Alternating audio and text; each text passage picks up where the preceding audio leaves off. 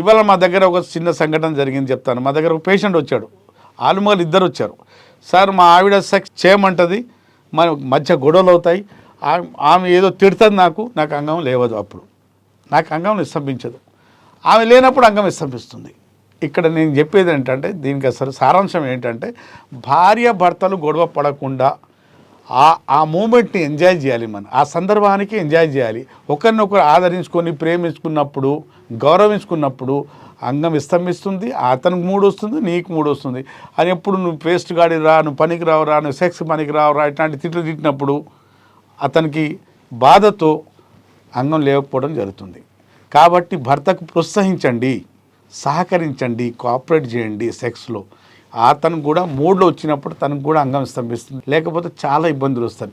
భార్యకు గౌరవించాలి, భార్య భర్తని గౌరవించాలి, ప్రేమించుకోవాలి. నేను చెప్తాను కదా, సెక్స్కి వెళ్ళినప్పుడు ప్రేమ చూపు చూడాలి, భార్యకు ప్రేమతో పలకరించాలి, ముచ్చటించాలి, ముట్టుకోవాలి, పట్టుకోవాలి, హత్తుకోవాలి, ఫోర్ ప్లే చేయాలి, తర్వాత సెక్స్ చేయాలి. ఇద్దరు హాయిగా సుఖపడాలి, అదే కార్యం, అదే సెక్స్. ఈ రెండు తనులు, రెండు శరీరాలు సుఖపడతాయి. గొడవ పడితే మనస్పర్ధాలు ఎక్కువ అవుతాయి, మూడు రాదు, అసంతృప్తి. కాబట్టి సెక్స్లో రాణించాలంటే, ఇద్దరు బాగా సుఖపడాలంటే ఇద్దరు ఇష్టంగానే ఒకరినొకరిని ప్రేమగానే ఆదరించుకొని, కౌగిలించుకొని, ఫోర్ ప్లే చేసుకొని, ముద్దు ముచ్చలు చేసుకొని